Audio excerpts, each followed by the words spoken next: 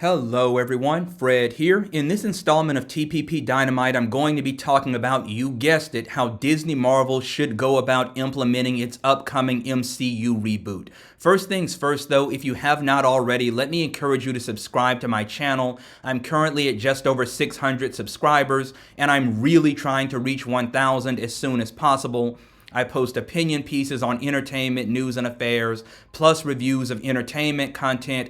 I'm also an author of adult and young adult mystery novels. I recently released a new Hitchcockian short mystery called Gumbo Night. I'm quite pleased with this one. There's a link to it in my video description below, and I encourage you to check it out as well. With that in mind, and without further ado, I'm going to just jump right into it. So, in my penultimate video, I talked a little about how Kevin Feige and Disney Marvel are going to be rebooting the MCU after Avengers Secret Wars, though rebooting it by another name because Kevin apparently does not want to scare people or whatever with the word reboot.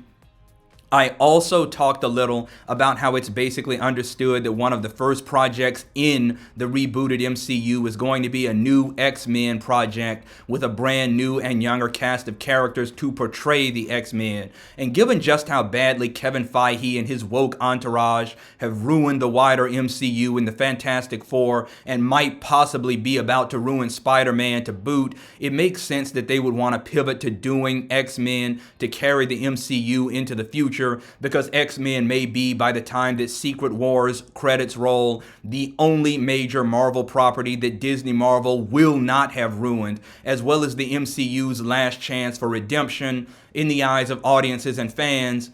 And because X-Men done properly is definitely a brand big enough to carry the MCU for at least a couple decades, and more than long enough for audiences to forget such travesties as Himbo Thor or Captain African American or Soy Hulk, so that the wider Marvel universe can be safely rebooted around the X-Men.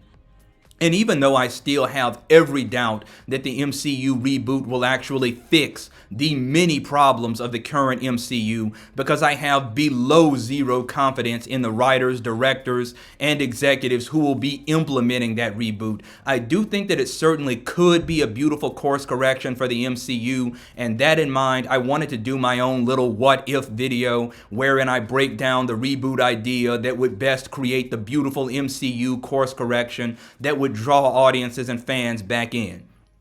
Now, this reboot idea of mine has 4 main points, so I'll go through them in broad strokes one by one.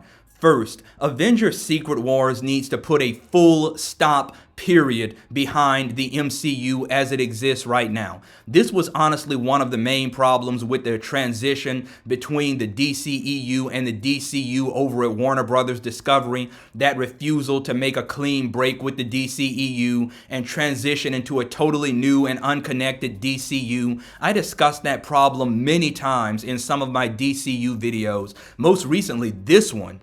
And the same general principle holds true of the intended MCU reboot. If you're talking about rebooting the MCU, which we are, then the brand will be best served long term by making a complete and total break between the old MCU and the rebooted MCU, and that ideal breaking point is Avengers Secret Wars. That movie, and possibly Avengers Doomsday, needs to be used as a sort of eraser to wipe out the convoluted multiverse foolishness that has ruined the brand up until now, as well as every MCU character therein. Everything must go.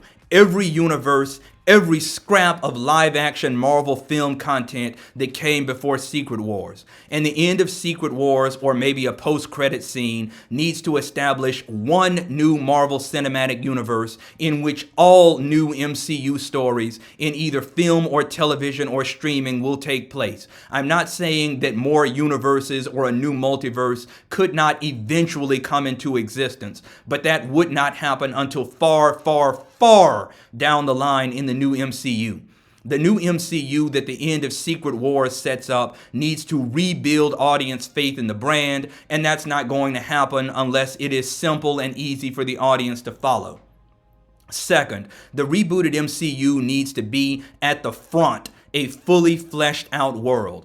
It does not need to get off the ground by doing a bunch of origin stories for all its characters for the next 10 or so years. That's a waste of time, and under the circumstances, it likely won't go over very well with audiences. I'm not saying that origin stories generally are liabilities or otherwise unwise decisions. They're not. Anyone who's been following this channel knows that I feel that way. However, we're still close enough in time to movies like Iron Man, Captain America the First Avenger, X-Men First Class, that tetralogy, and several other stellar or at least decent live-action origin stories from Marvel characters that audiences recall them with enough fondness that they may have a little hesitation about seeing Tony Stark escape the cave again, or Steve Rogers get the serum again, or Thor discover worthiness again, or the X-Men go on their first missions again. We're definitely close enough that audiences are not going to want to see the Fantastic Four go through the cosmic storm and get their powers for what, a fourth time. Yeah, the new MCU will work best as a world wherein the Avengers already exist and maybe have for a few years, wherein the Fantastic Four already exist and maybe have for a few years, and maybe have interacted with the Avengers a few times in the past, wherein Mr. Fantastic and Iron Man are already colleagues and friends, wherein mutants have existed since at least the ancient Egyptian times of Apocalypse, wherein the X-Men as a team already exist and have existed for probably a few years. And that brings me to my third point, which is that the rebooted MCU needs to be built around an already developed X-Men team. Rebooting the MCU around the X-Men is definitely a good idea, as well as probably the only real play that Disney Marvel has left, given everything. And that reboot should definitely be done primarily with actors in their late teens to early 20s, young enough to inhabit their roles for give or take another 20 years. But Disney Marvel should not recreate the wheel by going the way of the First Class tetralogy again with the reboot, and either doing period pieces or showing us the X-Men team before the X-Men team, or showing us a wet behind the ears Cyclops or Marvel Girl or Charles Xavier or Storm. The central X-Men team members should be, with the exception of Professor X and Wolverine, of course, in their early to mid-20s. But they should already be in their iconic roles and their iconic costumes, and their team should already be fully formed. Now, the smart move would certainly be for Disney Marvel to use the first X-Men movie in the rebooted MCU to introduce a younger, wet behind the ears character who either has just developed mutant powers or is just developing mutant powers, and who is taken into the X-Men as the team's newest recruit, and that character should be established as the audience's main focal point, at least in the beginning, a sort of on-ramp for the audience to follow into the rebooted MCU, so that the audience learns about the history of mutants and the X-Men, and eventually the wider MCU as that younger, wet behind the ears character learns those things. And it would probably be wise for that new character to be perhaps Jubilee or Shadowcat, or possibly even a well-written original MCU character. Though for goodness sake, it should not be Kamala Nowhere Khan.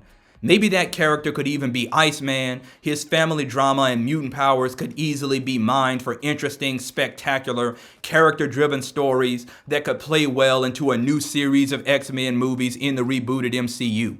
Meanwhile, the fact that the audience is being tossed vicariously with that Jubilee or Shadowcat or Iceman or other freshman character into a fleshed out MCU automatically creates a rich and solid sort of mysterious backstory to the universe and its most prominent characters that lends itself to automatic audience investment, and that can be mined for intriguing stories down the road where appropriate.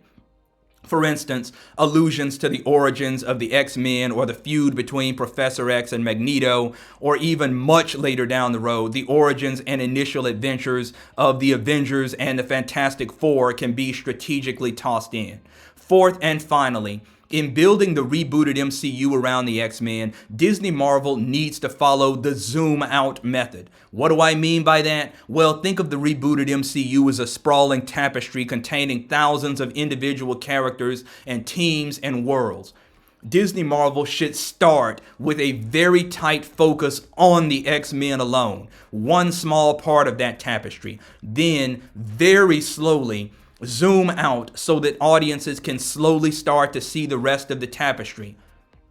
Maybe do a trilogy of solo X-Men movies focused exclusively on the world of the X-Men. Then, in a second trilogy of X-Men movies, start teasing the fact of the existence of the Avengers or the Fantastic Four or Spider-Man in the world, perhaps by doing flashbacks to Wolverine and Captain America in World War II, or street art celebrating Spider-Man or something like that. Then, maybe in a third trilogy, start having the X-Men more consistently and profoundly interact with those characters from the wider Marvel universe in various stories, and from there start doing individual projects with those wider Marvel universe characters alone. New Avengers or Fantastic Four movies, new solo Iron Man and Captain America and Thor movies, new solo Spider-Man movies, etc. Really, the best template, the best model of this concept, the example that Disney Marvel would be wisest to follow is that of Avengers: Earth's Mightiest Heroes, also known as the seminal example of how to do a long-form adaptation of Marvel Comics in either live action or animation. That 2-season practical masterpiece of a show almost perfectly followed the zoom out method. Season 1 was all about the formation and earliest days of the Avengers, as the title suggests, but there were teases all throughout that season of the wider Marvel universe. Then, as the show went on into Season 2 specifically, it zoomed out to the extent that it remained an Avengers show generally, but also delivered some very solid stories regarding the Fantastic Four, the X-Men, the Guardians of the Galaxy, the Inhumans, and so on. Disney Marvel needs to do the same thing, only with X-Men as the reference point instead of Avengers. This is how the MCU needs to be rebooted. This is how to create a rebooted MCU that will not only rehabilitate the brand in the eyes of audiences and fans, but also turn it into something that could last at least another 20-something solid years and pump out strong stories all the while. Avengers Secret Wars needs to put a full stop period behind the MCU. The rebooted MCU needs to be a fully fleshed out world from the front. It needs to be built around an already developed X-Men team, and it needs to employ the zoom out method. Class dismissed. You're welcome, Disney, Marvel, and Kevin Feige, for doing your job for you. Just thank me by getting out there and not messing this up. Please, please, please. At any rate, you know the drill. That's just my opinion. Let me know what you think. Do you agree with me? Do you disagree? Are your feelings more complex? Sound off in the comment section below. Meanwhile, if you like this video and made it this far, don't forget to leave a like, click subscribe, ring that bell, and hey, follow me on social media as well. So long.